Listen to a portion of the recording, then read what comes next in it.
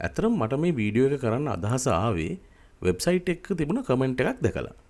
ඒකේ අහලා තිබ්බේ ඇයි අපි හැම ගෙදරකම වහලේ සෝලාර් පැනල් එකක් හයි කරන්නේ නැත්තේ කියලා. බැලු බැලමටම මේක ඉතා හොඳ අදහසක් වගේ. මොකද පොළොවට අපේ විදුලි අවශ්‍යතාවය වගේ 10000 ගුණයක්.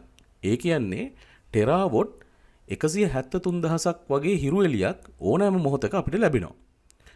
ඒ වගේම හිරු එළියෙන් විදුලිය නිපදවනකොට කිසිම පරිසර හානියක් සිද්ධ වෙන්නේ නැහැ. ඒත් එක්කම හිරු එළියෙන් විදුලිය නිපදවන එක අනිත් සියලුම විදුලි ප්‍රභවවලට වඩා මිලෙනුත් අඩුයි. නමුත් තාම මුළු ලෝකෙම හිරු එළියෙන් නිපදවන්නේ සම්පූර්ණ විදුලි අවශ්‍යතාවයෙන් 3% විතරයි. හිරු එළියේ මෙච්චර වාසි තිබිලත් අපි ඇයි එච්චර අඩු ප්‍රමාණයක් නිපදවන්නේ? මේකේ මොකක් හරි හැංගිච්ච ප්‍රශ්නයක් තියෙනවද? අපි අද බලමු ඇත්තටම මෙහෙම ප්‍රශ්නයක් තියෙනවද?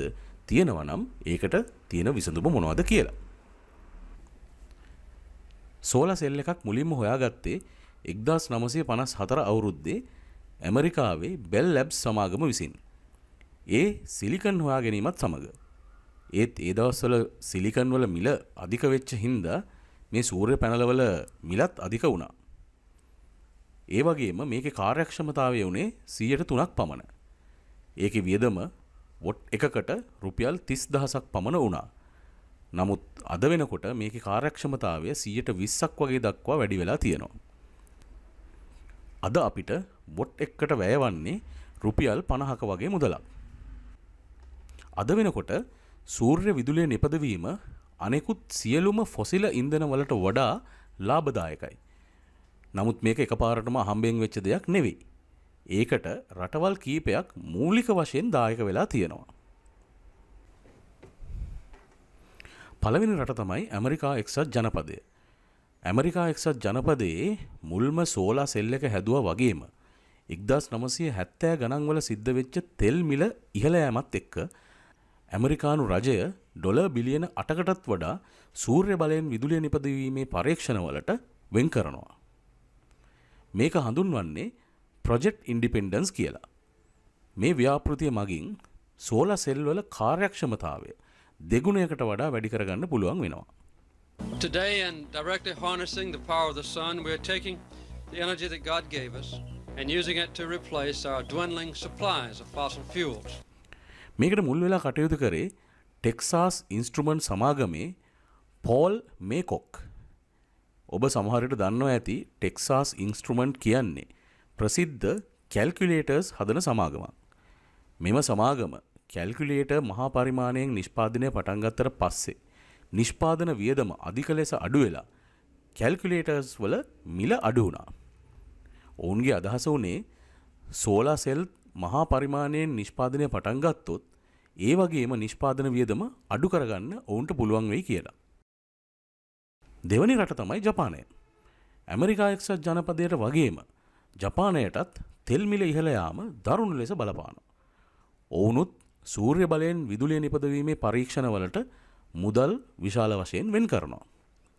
ඔවුන්ට පුළුවන් වෙනවා සෝලාර් සෙල් එකක විශාලත්වයේ ඉතා කුඩා කරන්න. කොච්චර කුඩා කළාද කිව්වොත් මේ සෝලාර් සෙල් එකක් අත් ඔරලෝසුවකට එහෙමත් නැත්නම් කැල්කියුලේටර් එකකට දාන්න පුළුවන් ගානට කුඩා කරන්න උන්ට පුළුවන් වෙනවා. ඒත් එක්කම 90 දශකයේ මැද භාගයේ ජපාන රජය මගින් වහලවල සවි කරන සෝලාර් පැනල් විශාල සහනදායී මිලකට ලබා දෙන්න කටයුතු කරනවා. ඒක නිසා ජපානයේ සෝලාර් පැනල් භාවිතයත් විශාල ලෙස ඉහළ යනවා. නමුත් ලෝකයේ අනිත් රටවල සෝලාර් පැනල් වලට තියෙන ඉල්ලුම මේ වෙනකොටත් සාපේක්ෂව අඩුයි. තුන්වෙනි රට තමයි ජර්මනිය. ජර්මනිය ගත් ප්‍රතිපත්තිමය තීරණයක් නිසා මේක තනිකරම වෙනස් වෙනවා.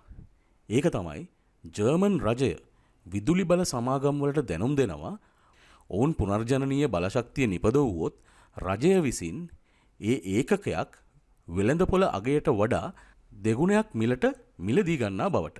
ඒ විතරක් නෙවෙයි. ඔවුන් අවුරුදු 20ක් දක්වා ඒ මිලටම ඒකක මිලදී ගන්නවට පොරොන්දුත් වෙනවා.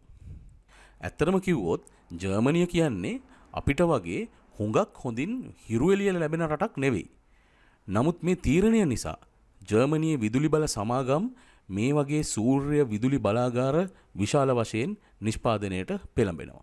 ඒකත් එක්කම සූර්ය පැනල් වලට තියෙන ඉල්ලුමත් විශාල ලෙස වැඩි වෙලා මේවා මහා පරිමාණයෙන් නිෂ්පාදනය වෙන්න පටන් ගන්නවා. අර මම කලින් කිව්වා වගේ නිෂ්පාදන වියදම අඩු වෙලා මිල ඉතා ශීඝ්‍ර ලෙස පහළ බසිනවා. අනිත් රට තමයි චීනය. 2002 චීනයේ පළවෙනි වාණිජමය සූර්ය පැනල් නිෂ්පාදනය කරන කර්මාන්ත ශාලාව පටන් ගන්නවා. ජර්මනියේ සූර්ය පැනල් වලට තියෙන ඉල්ලුම නිසා මේ ව්‍යාපාරය විශාල ලෙස සාර්ථක වෙනවා. ඒකත් එක්කම නිෂ්පාදන වියදම අඩු වෙලා මිල ඉතා ශීඝ්‍ර ලෙස පහළ බැහැලා සූර්ය පැනල් නිපදවීම චීනයේ ඉතා ලාභදායී ව්‍යාපාරයක් බවට පත් වෙනවා. මේ එක්කම තව තවත් කර්මාන්ත ශාලා සූර්ය පැනල් නිපදවීම ආරම්භලා චීනයේ වෙළඳපොළ තරංකාරීත්වයත් එක්ක මිල තව දුරටත් අඩු වෙනවා. ඉතින් මෙන්න මේ විදිහට අපේ ජීවිත කාලය ඇතුළත සූර්ය බලය මිල වැඩිම ශක්ති ප්‍රභවයේ ඉඳලා මිල අඩුම ශක්ති ප්‍රභවය දක්වා වෙනස් වෙනවා. මම අර කලින් කිව්වා වගේ මැජික් එකකින් වගේ මේක වෙන්නේ නැහැ. මේ රටවල් නිවැරදි අවස්ථාවල ගත්ත නිවැරදි දේශපාලනමය සහ ප්‍රතිපත්තිමය තීරණ නිසා අපට අද මේ තත්ත්වයට එන්න පුළුවන් වෙලා තියෙනවා. ඒ වගේම තවත් දෙයක් තමයි ෆොසිල ඉන්ධන මගින් විදුලිය නිපදවීම පරිණත තාක්ෂණයක්. ඒක නිසා අපිට ඒකේ ඉදිරියේදී නව සොයා ගැනීම එයි සහ තවත් පිරිවැය අඩු වෙයි කියලා හිතා ගන්න අමාරුයි. නමුත් සූර්ය විදුලිය එහෙම නෙවෙයි. මේකේ අපිට ඉදිරියේදී තවත් මිල අඩු වෙයි කියලා බලාපොරොත්තු තියාගන්න පුළුවන්. ඒ කියන්නේ ආර්ථික වශයෙන් බැලුවොත් සූර්ය බලය තමයි වඩාත්ම ලාභදායී වන්නේ. අපි බලමු පරිසරයේ දූෂණය පැත්තෙන්.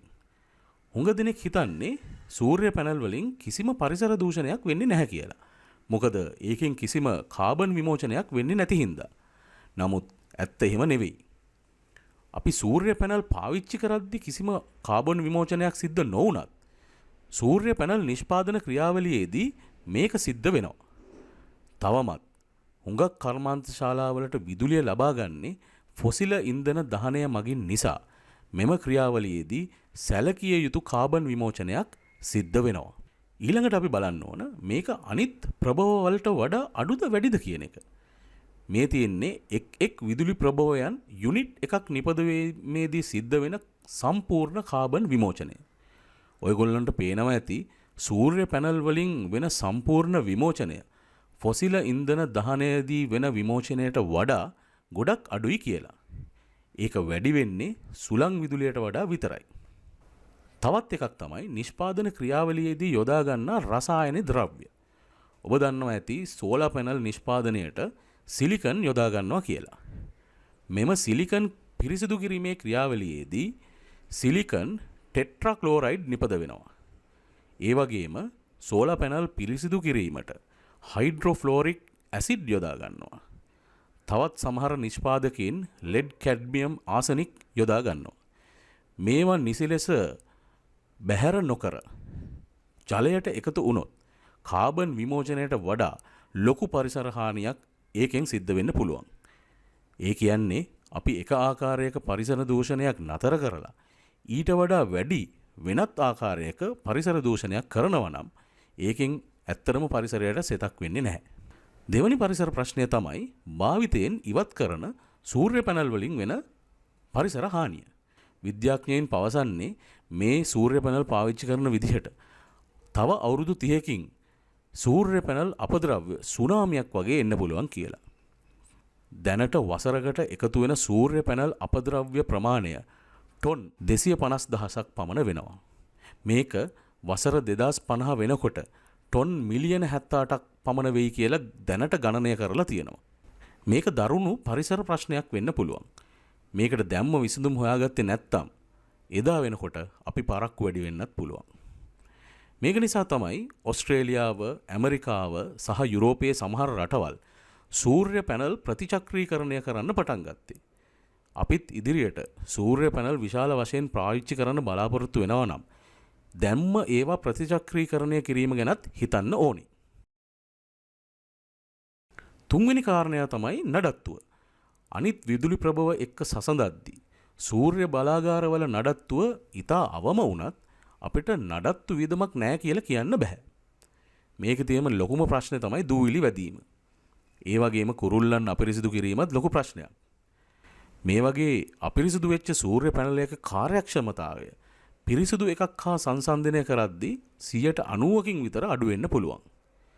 ඒක නිසා මේවා නිතර සෝදලා පිරිසිදුව තියාගන්න වෙනවා.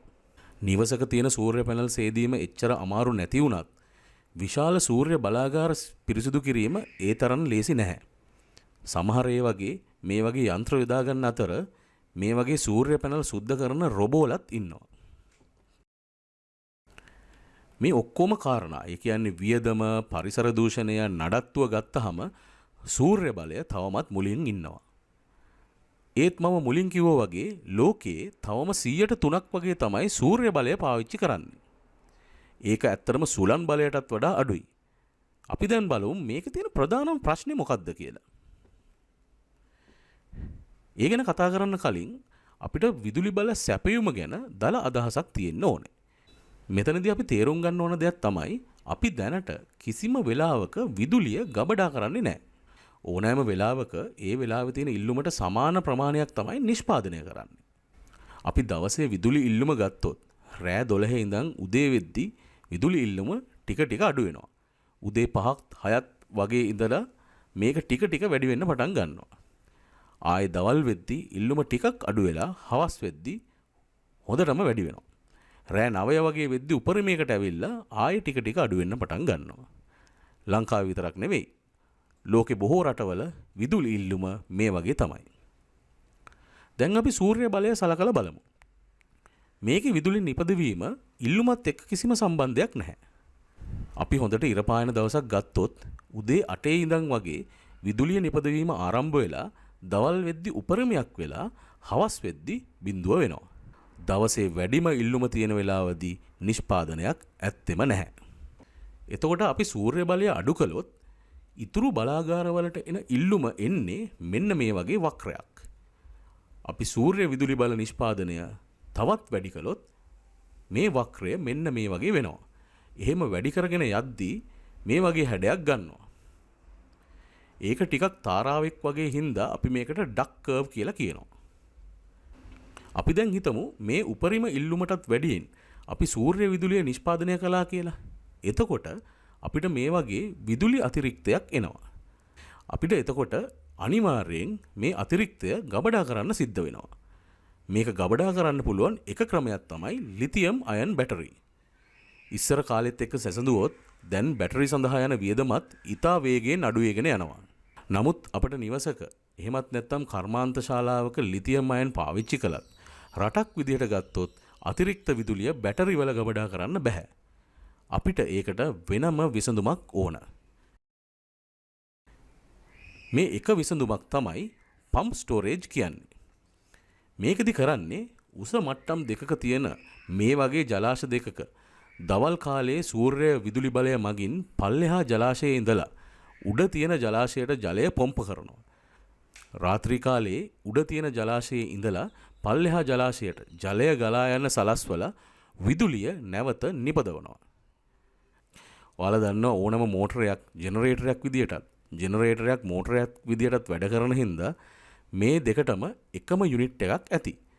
දැනටමත් ලෝකයේ නෙදර්ලන්තය වගේ රටවල් මේ ක්‍රමය මගින් ප්‍රායෝගිකව විදුලිය ගබඩා කරනවා. ලංකාවෙත් කඳු ආශ්‍රිතව ජලාශ බොහොමයක් තියෙන හින්දා අපිටත් මේ වගේ පම්ප් ස්ටෝරේජ් එකක් කරන්න පුළුවන්. උදාහරණයක් විදියට අපිට වික්ටෝරියා සහ රන්දෙනිගල ජලාශ දෙක ගත්තොත් දවල් කාලෙදී රන්දෙනිගල ඉඳලා වික්ටෝරියා ජලාශයට ජලය පොම්ප කරලා රාත්‍රී කාලයේදී වික්ටෝරියා ඉඳලා රන්දෙනිගල ජලාශයට ජලය ගලා එන්න සලස්වලා විදුලිය නිපදවන්න පුළුවන්. අපි හිතමු අපිට වගේ ජලාශ නැති නමුත් හොඳින් අවුව වැටෙන මැද පෙරදිග වගේ රටවලට මොකද්ද කරන්න පුළුවන් කියලා. ඒවට මේ ග්‍රැවිටි බැටරි කියන ක්‍රමය පාවිච්චි කරන්න පුළුවන්. ග්‍රැවිටි බැටරි එකක මේ වගේ විශාල කුළුණක් හදලා ඒක වටේට මේ වගේ විශාල කොන්ක්‍රීට් කුට්ටි ගොඩ ගහලා තියෙනවා. දවල් කාලයේදී විශාල දොඹකර පාවිච්චි කරලා මේ කොන්ක්‍රීට් කුට්ටි කණුව උදින් තියෙනවා. රාත්‍රී කාලේ මේවා උඩ ඉඳන් පහළට වැටෙන්න සලස්වලා එමගින් විදුලිය නිපදවනවා. බැලූ බැල්මට පිස්සු අදහසක් වගේ පෙනුනට මේ ක්‍රමයත් ලෝකේ ප්‍රායෝගිකව පාවිච්චි කරන ක්‍රමයක්. ඇත්තටම මේකට ලෝකේ දරුණු විවේචනක් තියෙනවා. නමුත් මෙමගින් විදුලිය ගබඩා කරන සමාගම් පවා ලෝකේ දැනට තියෙනවා. ඉතින් මේ මොන ප්‍රශ්න තිබුණත් ඉදිරියේදී ලෝකයේ අපිට විශ්වාසය තියාගන්න පුළුවන් පුනර්ජනනීය බලශක්ති ප්‍රභවය වෙන්නේ සූර්ය බලය සහ සුළං බලය තමයි. ඒ නිසා අපි දැන් ඉඳලා මේ ප්‍රශ්න වලට පිළිතුරු හොයාගෙන ඉදිරියට යන්න ඕනේ. මේ වගේම ඔබගේ ජීවිතයටත් වැදගත් වෙන දේවල් කතා කරන තව channel එකක් අපි කරනවා. ඒකේ නම School of Life. අපි ඒ channel එකත් බලන්න කියලා ඔබට ආරාධනා කරනවා. ඒකේ link එක මේ description එකේ දාලා තියෙනවා. ඉතින් මම හිතනවා මේ වීඩියෝ එකෙන් සූර්ය විදුලි නිෂ්පාදනය ගැන ඔයගොල්ලොන්ට හොඳ අවබෝධයක් එන්න ඇති කියලා. අපි මේ වගේම වීඩියෝ එකකින් නැවත හමු වෙමු.